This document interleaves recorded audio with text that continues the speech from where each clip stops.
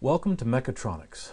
I'm going to go off of a list and not edit this video very much. I'm just going to talk to you, so this may be a bit longer than the normal video. But let's go into this course and discuss it a bit. Mechatronics is a course that Henry Zhang and I developed. Henry Zhang is on main campus, West Lafayette, and I'm in New Albany, Indiana. We developed this course together, and I've taught it several times since we developed it. The first distance offering of this course occurred in 2018, where I had some students locally here in New Albany and several students in Anderson, Indiana as well. It's never been completely online like it is now, but I did have Anderson and I visited them a few times, but it was still a distance course to Anderson. I hope to visit every site this semester. In fact, I plan to, but we'll see how that goes. I don't know how many times I'll be able to make it to your location. Interesting fact about the course, when I first offered it, I tried to come up with a good project for the class, something to grab the students' interest, and so I bought a pinball machine and just brought it into the room. And that pinball machine ended up being a pretty good project. See, pinball is not really a mechatronic thing. I mean, it's got mechanical and electrical components, but the mechanical components are not precision. So by our definition, our working definition, it's not a mechatronic system. So anyway, I brought it into the class and set it in front of the guys and said, of course, we're not going to play pinball all day. We're going to turn this into a mechatronic system. What do we want to do? I wasn't sure what I wanted to do with it, so I just threw it out there to the student, and we spent about half a class brainstorming on what we wanted to do with this machine. So we had all kinds of crazy ideas, and something important about brainstorming is when you're doing it, it's important not to critique. Engineers are great at critiquing, but during brainstorming, you're trying to generate ideas. Those ideas then will be critiqued and, flushed out, and you don't want to do that early on. What you want to do is generate the ideas and then go back and critique them. Anyway, we had several ideas. Some of the crazy ideas were things like, well, let's have a fast shoot option. So it's like when you hit a certain target, you pull out this fast shoot a target light gun type of thing.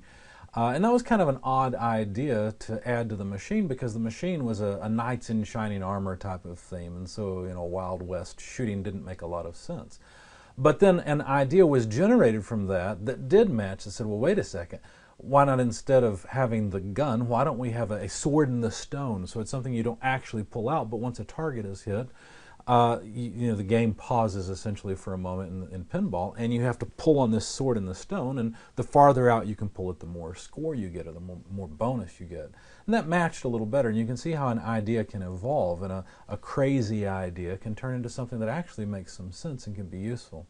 Anyway, we didn't end up doing either one of those. Through the brainstorming process, we put ideas together and eventually, of course, critiqued them all. And what we decided to do was make the pinball machine play itself. Because when you go into an arcade and you look at the video games, you see the character run along and they beat a few bad guys, but then they die or lose a life or whatever.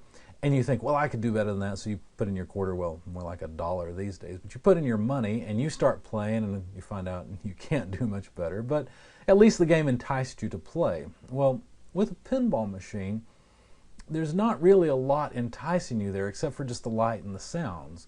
And so we thought, well, wouldn't it be neat if you could walk by a pinball machine and watch it play itself and then try it? And so that's what we decided to do. To make the machine a mechatronic machine, we didn't replace all the mechanical system and make it all precision. What we did instead was we decided that it would be strategic to try and pull the plunger back to a very precise position and hopefully be able to aim the pinball in so that it comes down through the playfield, maximizing the score on the first shot, or any shot for that matter. We just thought if we retracted the pinball plunger to a very precise position, we might be able to succeed just by virtue of the path that the ball makes through the playfield. We were assuming that our flippers wouldn't operate very well and would not gain very high score. But anyway, so we also included a beam that when the pinball came and broke that beam, it was just a light beam, the flippers would start activating just at random until the beam was broken again, ideally by the ball going back up in the playfield and continuing to bounce around. And it worked fairly well. There's a video in the optional video playlist, If you want to see it, you can. You can see the results of that first effort. The students learned a lot, I think, and we had a good time with that project. I don't run that project in the class now. For one thing, we got rid of the pinball machine, but also it's not really appropriate to have. I've got better projects now that are a little more well, I don't know they're as exciting, but I think you'll learn a lot from them. So that was kind of the history of this class. And like I said, I've taught it several times.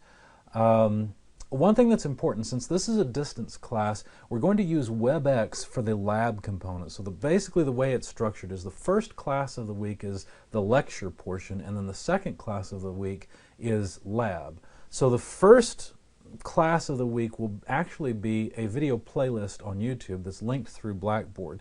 Let me go ahead and transition to Blackboard and start showing you where some of these things are located. One of the most important links is this WebEx meeting room. Like I said, all of our labs will be on WebEx, and so you will need access to WebEx. Make sure you've got headphones or speakers and a microphone hooked up to your computer.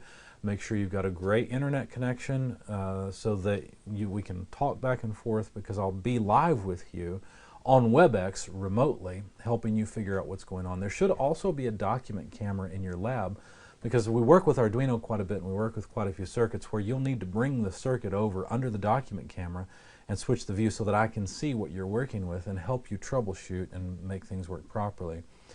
The syllabus we'll go through in a moment. My schedule you can look at and see there. Since this is a distance class, probably not as important. This textbook, Introduction to Mechatronic Design, is recommended but not required. It's an expensive book. It's a good reference to have if you really want to get into mechatronics, but I'm not going to make you guys buy it. It's more just there as a suggestion. If you can find it for a good price, definitely get it. There's going to be several links in the course. Here's an excellent resource for hacking, and it looks like Arduino's is misspelled. I'll fix that. Hacking equipment and making it do what you want. But what you're really interested in are these learning modules. You can only see one right now. It's the Mechatronics Introduction. But I'm going to add several learning modules as we go along. So look for more and more to fill the space between here and the in-class examples. Now, since we work with Arduino quite a lot, I'm going to lecture or make videos about the Arduino and programming it, and so that will be part of the course content.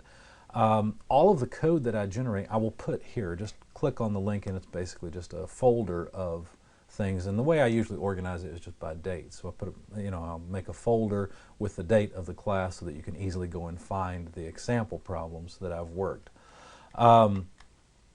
This presentation is a generic presentation for writing. There is a writing lecture. I may go through it at some point. There's a couple of papers I have you write throughout the class, and knowing how to write is important. Not only that, but there's also a link up here on the left that is really good. It's how to write and speak correctly. I highly recommend you peruse this. It's an external web link. Look through this virtual book that's online. There's some really good hints on how to write and speak correctly, and then use English generally. Past student projects and potential project videos. These are videos for you to look at your leisure. The past student projects, more for your interest.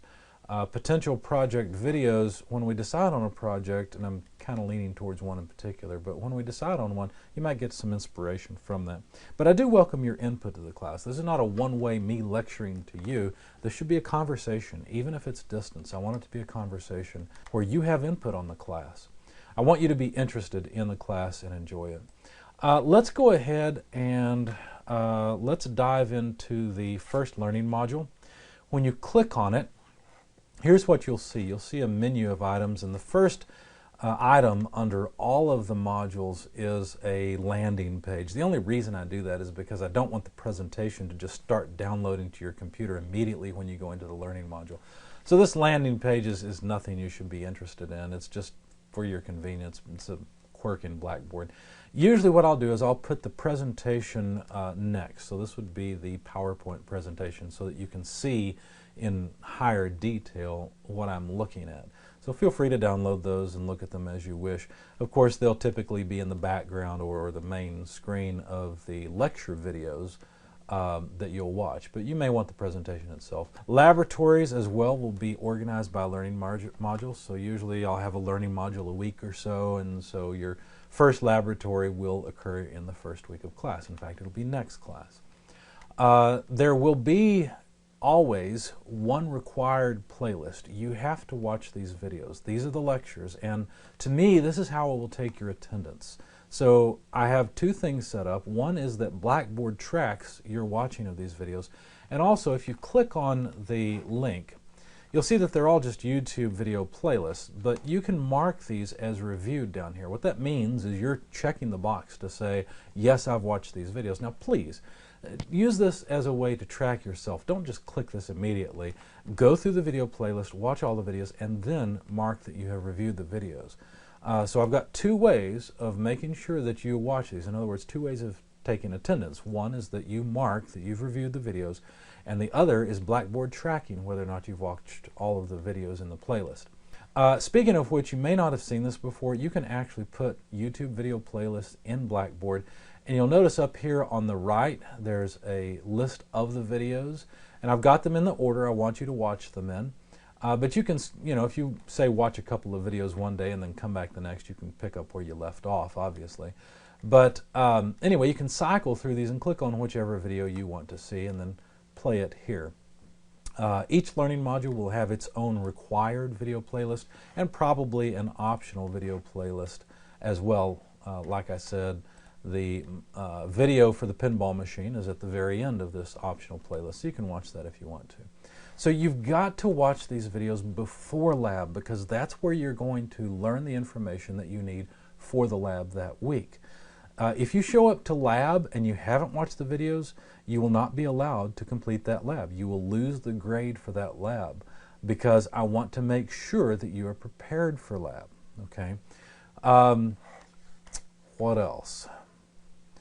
Let's see. So be sure to watch the playlist all the way through to get credit in Blackboard. And I think that's it. Yeah, that's everything. So I hope you enjoy this class. I know I've enjoyed teaching it quite a lot in the past, and I'll meet you all in person hopefully soon.